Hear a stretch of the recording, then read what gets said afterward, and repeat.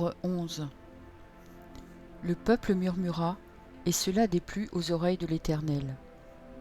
Lorsque l'Éternel l'entendit, sa colère s'enflamma. Le feu de l'Éternel s'alluma parmi eux et dévora l'extrémité du camp. Le peuple cria à Moïse. Moïse pria l'Éternel, et le feu s'arrêta. On donna à ce lieu le nom de Tabéra, parce que le feu de l'Éternel s'était allumé parmi eux. Le ramassis de gens qui se trouvaient au milieu d'Israël fut saisi de convoitise. Et même les enfants d'Israël recommencèrent à pleurer et dire « Qui nous donnera de la viande à manger ?» Nous nous souvenons des poissons que nous mangions en Égypte, et qui ne nous coûtaient rien, des concombres, des melons, des poireaux, des oignons et des os. Maintenant notre âme est desséchée, plus rien. Nos yeux ne voient que de la manne. La manne ressemblait à de la graine de coriandre et avait l'apparence du bdellium. Le peuple se dispersait pour la ramasser. Il la broyait avec des meules ou la pilait dans un mortier. Il la cuisait au pot et en faisait des gâteaux. Elle avait le goût d'un gâteau à l'huile. Quand la rosée descendait la nuit sur le camp, la manne y descendait aussi. Moïse entendit le peuple qui pleurait, chacun dans sa famille et à l'entrée de sa tente. La colère de l'Éternel s'enflamma fortement. Moïse fut attristé et dit à l'Éternel, « Pourquoi affliges-tu ton serviteur? Et pourquoi n'ai-je pas trouvé grâce à tes yeux, que tu aies mis sur moi la charge de tout ce peuple? Est-ce moi qui ai conçu ce peuple?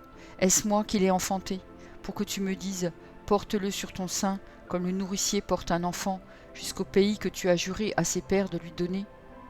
Où prendrai-je de la viande pour donner à tout ce peuple? Car ils pleurent auprès de moi en disant « Donne-nous de la viande à manger ». Je ne puis pas à moi seul porter tout ce peuple, car il est trop pesant pour moi. Plutôt que de me traiter ainsi, tue-moi, je te prie, si j'ai trouvé grâce à tes yeux et que je ne vois pas mon malheur. L'Éternel dit à Moïse, « Assemble auprès de moi 70 hommes des anciens d'Israël, de ceux que tu connais comme anciens du peuple et ayant autorité sur lui. Amène-les à la tente d'assignation et qu'ils s'y présentent avec toi. Je descendrai, et là je te parlerai. Je prendrai de l'esprit qui est sur toi, et je le mettrai sur eux, afin qu'ils portent avec toi la charge du peuple, et que tu ne la portes pas à toi seul. Tu diras au peuple, sanctifiez-vous pour demain, et vous mangerez de la viande, puisque vous avez pleuré aux oreilles de l'Éternel, en disant, qui nous fera manger de la viande, car nous étions bien en Égypte. L'Éternel vous donnera de la viande, et vous en mangerez. Vous en mangerez non pas 1 jour, ni 2 jours, ni 5 jours, ni 10 jours, ni 20 jours, mais 1 mois entier, jusqu'à ce qu'elle vous sorte par les narines et que vous en ayez du dégoût, parce que vous avez rejeté l'Éternel qui est au milieu de vous, et parce que vous avez pleuré devant lui en disant « Pourquoi donc sommes-nous sortis d'Égypte ?» Moïse dit « 600 000 hommes de pied forment le peuple au milieu duquel je suis, et tu dis « Je leur donnerai de la viande, et ils en mangeront 1 mois entier ?» Égorgera-t-on pour eux des brebis et des bœufs, en sorte qu'ils en aient assez? Ou rassemblera-t-on pour eux tous les poissons de la mer, en sorte qu'ils en aient assez? L'Éternel répondit à Moïse. La main de l'Éternel serait-elle trop courte? Tu verras maintenant si ce que je t'ai dit arrivera ou non. Moïse sortit et rapporta au peuple les paroles de l'Éternel. Il assembla 70 hommes des anciens du peuple et les plaça autour de la tente. L'Éternel descendit dans la nuée et parla à Moïse. Il prit de l'esprit qui était sur lui, et le mit sur les 70 anciens.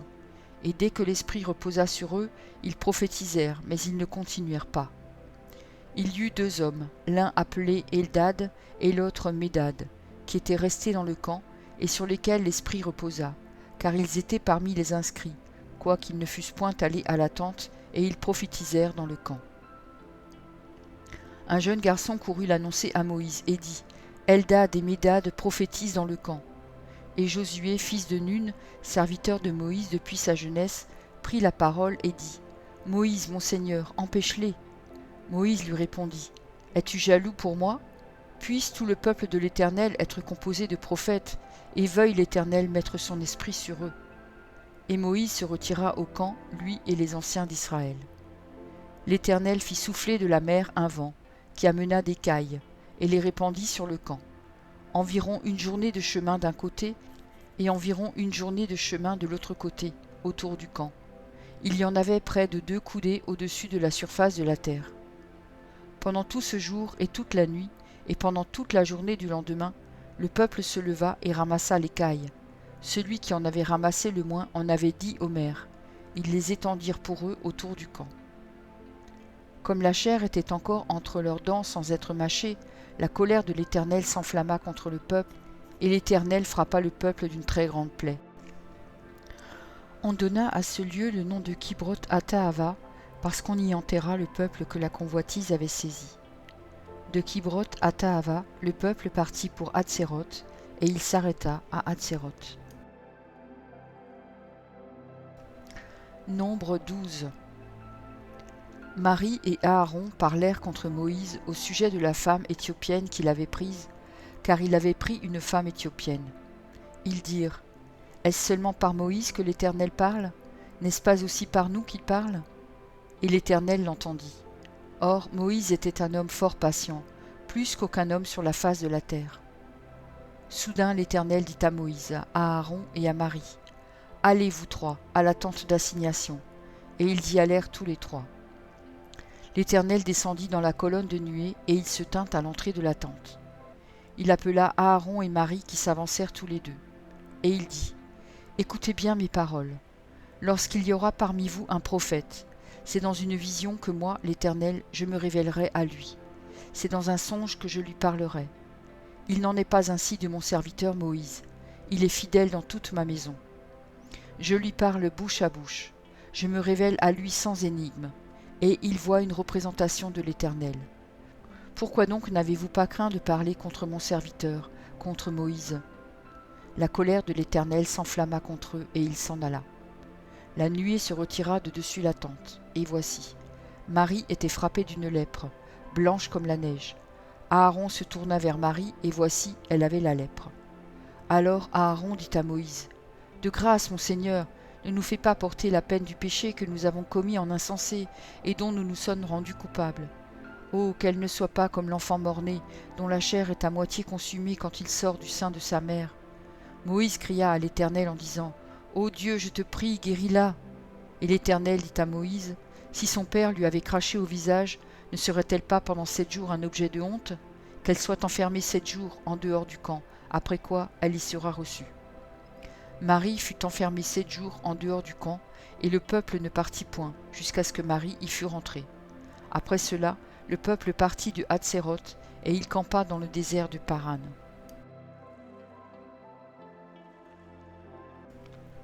Nombre 13. L'Éternel parla à Moïse et dit : Envoie des hommes pour explorer le pays de Canaan, que je donne aux enfants d'Israël. Tu enverras un homme de chacune des tribus de leur père, tous seront des principaux d'entre eux. Moïse les envoya du désert de Paran d'après l'ordre de l'Éternel. Tous ces hommes étaient chefs des enfants d'Israël. Voici leurs noms. Pour la tribu de Ruben, Shammua, fils de Zakur. Pour la tribu de Siméon, Shaphat, fils de Hori. Pour la tribu de Juda, Caleb, fils de Jéphuné. Pour la tribu d'Issachar, Jigal, fils de Joseph. Pour la tribu d'Éphraïm, Osée, fils de Nun. Pour la tribu de Benjamin, Palti, fils de Raphu. Pour la tribu de Zabulon, Gadiel, fils de Sodi. Pour la tribu de Joseph, la tribu de Manassé, Gadi, fils de Suzi. Pour la tribu de Dan, Amiel, fils de Guémali. Pour la tribu d'Azer, Sétur, fils de Michaël. Pour la tribu de Nephtali, Najbi, fils de Vofsi. Pour la tribu de Gad, Géuel, fils de Maki. Tels sont les noms des hommes que Moïse envoya pour explorer le pays. Moïse donna à Osée, fils de Nun, le nom de Josué. Moïse les envoya pour explorer le pays de Canaan. Il leur dit : Montez ici par le midi, et vous monterez sur la montagne. Vous verrez le pays, ce qu'il est, et le peuple qui l'habite, s'il est fort ou faible, s'il est en petit ou en grand nombre. Ce qu'est le pays où il habite, s'il est bon ou mauvais, ce que sont les villes où il habite, si elles sont ouvertes ou fortifiées. Ce qu'est le terrain, s'il est gras ou maigre, s'il y a des arbres ou s'il n'y en a point. Ayez bon courage et prenez des fruits du pays. C'était le temps des premiers raisins. Ils montèrent et ils explorèrent le pays depuis le désert de Tsin jusqu'à Rehob, sur le chemin de Hamath. Ils montèrent par le midi et ils allèrent jusqu'à Hébron, où étaient Ahiman, Sheshai et Talmaï, enfants d'Anak. Hébron avait été bâti 7 ans avant Tsoan en Égypte. Ils arrivèrent jusqu'à la vallée d'Eshcol, où ils coupèrent une branche de vigne avec une grappe de raisin, qu'ils portèrent à 2 au moyen d'une perche. Ils prirent aussi des grenades et des figues. On donna à ce lieu le nom de vallée d'Eshcol, à cause de la grappe que les enfants d'Israël y coupèrent. Ils furent de retour de l'exploration du pays au bout de 40 jours. À leur arrivée, ils se rendirent auprès de Moïse et d'Aaron, et de toute l'assemblée des enfants d'Israël, à Kadès dans le désert de Paran. Ils leur firent un rapport, ainsi qu'à toute l'assemblée, et ils leur montrèrent les fruits du pays. Voici ce qu'ils racontèrent à Moïse. Nous sommes allés dans le pays où tu nous as envoyés. À la vérité, c'est un pays où coule le lait et le miel, et en voici les fruits. Mais le peuple qui habite ce pays est puissant.